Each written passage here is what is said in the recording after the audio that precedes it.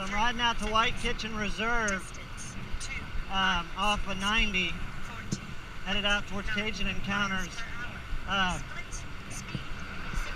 Pulled out from Country Club Boulevard. I hang a left and go down Robert over the bridge. Hang a right at the circle on Brown Switch.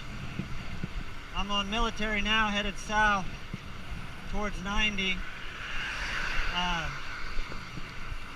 This is the worst part of the ride. It's pretty dangerous. No shoulder, 3 bridges to cross. And most people now are on their cell phones, texting or playing Pokemon. So I'm always a little sketchy until I get to 90. 90, I've got a big shoulder, and it's not a bad ride from there.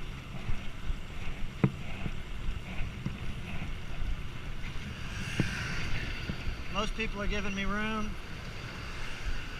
which is rare. As I get up to this bridge, I'm going to take the center. Because there's no shoulder here, I can't even get in the grass. So safety-wise, I usually take the center of the bridge, which is legal for a bicycle. Don't let anybody tell you differently. So I'm going to check my shoulder real quick. Make sure nobody's coming up. We got 2 cars. Gonna pass me anyway.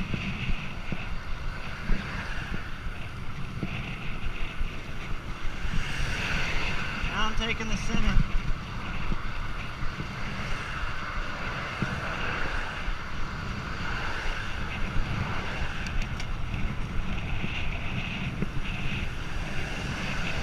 Now I'll get over.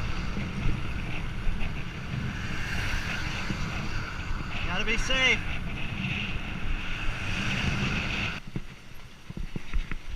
Make sure you stop at stop signs, stop lights, turn lights, follow the rules of the road. There's always somebody that doesn't know what they're talking about, so they'll honk at you. Green light means go. You got to be careful in these little striped areas because there's a lot of debris.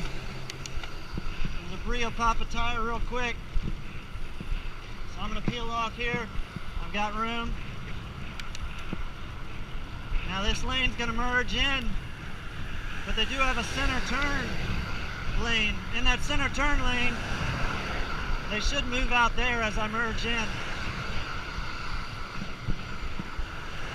Now we got a pedestrian walking against me. I've got to pull out a little bit. Cars coming.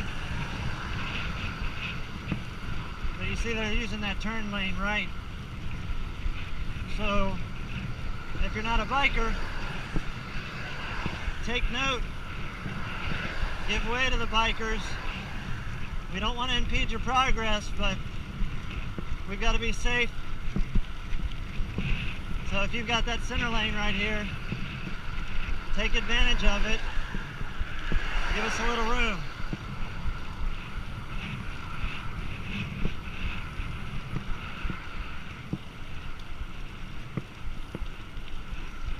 So we'll start to get to less traffic on this part of Military. So I get to feeling a little better because cars use that turn lane appropriately most of the time. Every now and then one will come by and the mirrors will basically almost get you. Always makes me wonder what they were texting at that moment.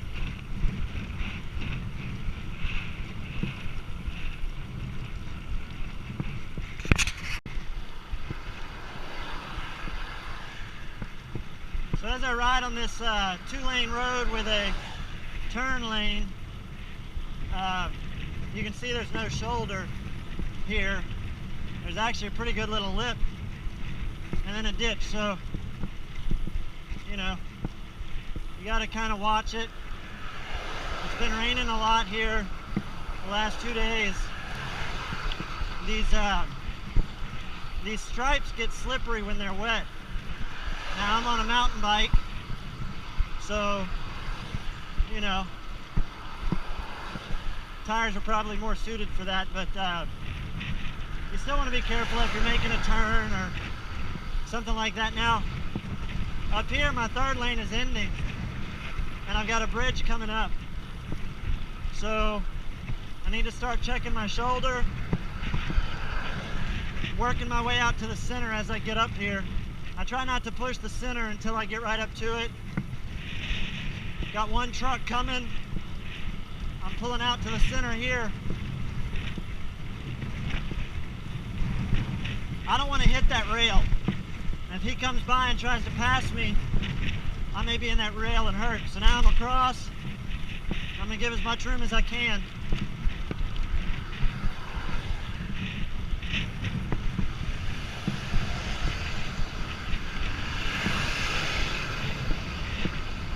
So this just the numbers show, if you do anything on motorcycles, that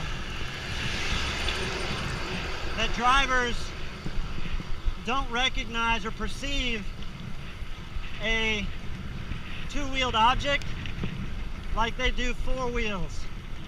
So their brain is programmed to register a four-wheeled vehicle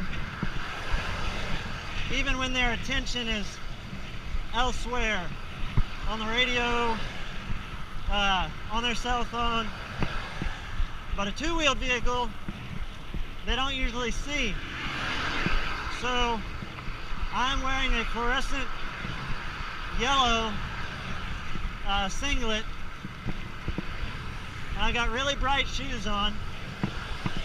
So I'm doing everything I can to hope that I'm seen, but it's scary not knowing who's coming up behind you. So you see I got a little shoulder here. I'll try to ride on it. You just got to be careful not to slip off of the ledge there. Obviously you can see cars are still giving way in the third lane that's come back, which is very nice. I appreciate that. So I've got to make a left-hand turn here on 190. I need to check my shoulder. Nobody coming. So I'm going to move out to this middle lane because this is where I'm going. Looks like there's an accident here too, so that's going to play wonders. Now red light, so I need to stop. Lady on her phone right there, texting.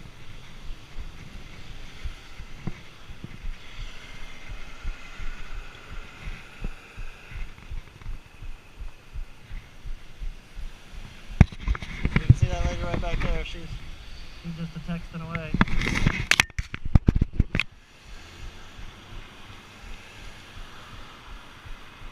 If you're at a red light, it's your job to kind of pay attention to the light. Light's turning yellow, this guy's going around this traffic here, so I'm going to move over to the right. Somebody running a red light there on their cell phone. Light was green for a while. I'm going to go wide and turn up. So now I'm on East 190, headed down to White Kitchen. I've got a big shoulder from here. It's only about another 4 miles or so, maybe 5 down to White Kitchen Reserve. So this is the part where I don't feel too bad. You do have to pay attention to the gravel spots and nails and debris, because it all gets pushed off down here.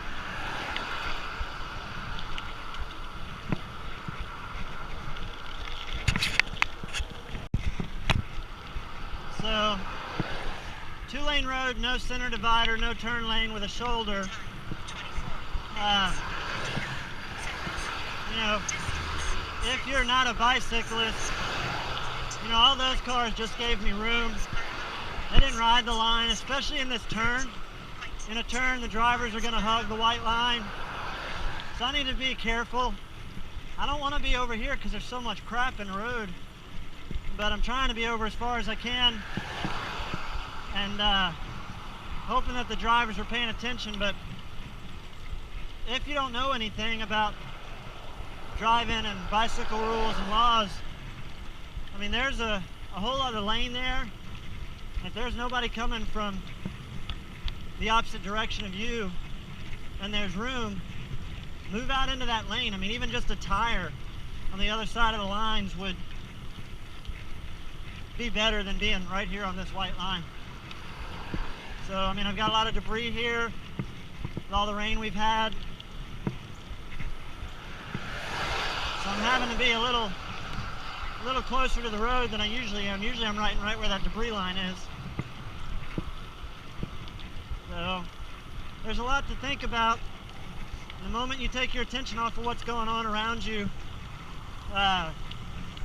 lots of people like to put headphones in, listen to music. I just don't recommend it. I mean, I can hear the cars coming up from behind me.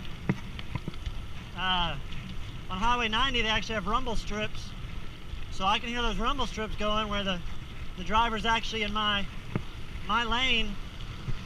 I can even give way even more. If I had headphones in, I couldn't hear anything, and you know, I prefer to know what's going on around me. Might be a good suggestion to any of you bikers that ride with headphones, especially if you're in the city. I mean, I guess if you're on actual mountain bike trail or single track or something, you know, different story. Unless you're in like Florida or somewhere where a bear is going to come out and get you. Just always be aware everywhere you are. So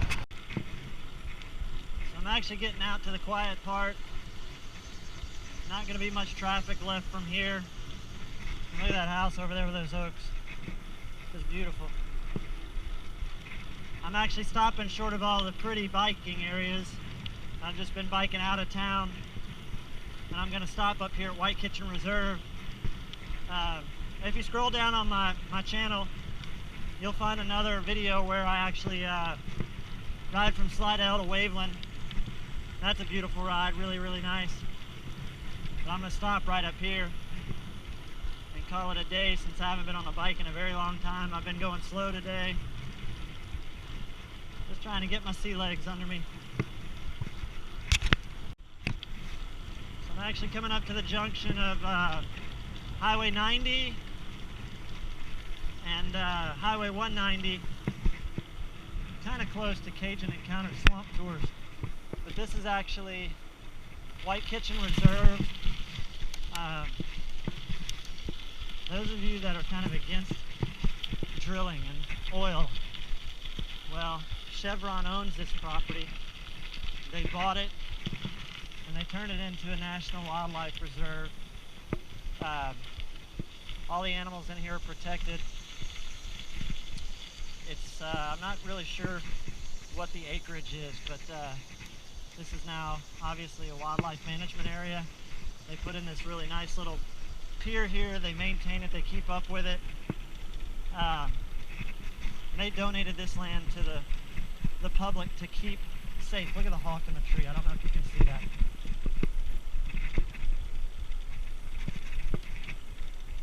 You know, the best of Louisiana wildlife right here is protected. Tons of alligators. You got your snowy white egrets. It's just a cool place, and for those of you that don't know that oil companies actually do this for us, now you know. So with all the money that they make, they do try to put back into wildlife and nature, and this is just a really cool place. I hear an alligator right now somewhere down in this grass, but I can't see him. That hawk is right up in that tree. You see him?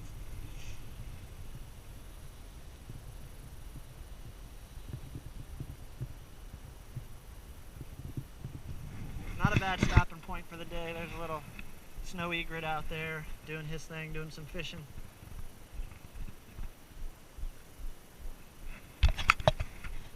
See y'all on the next video.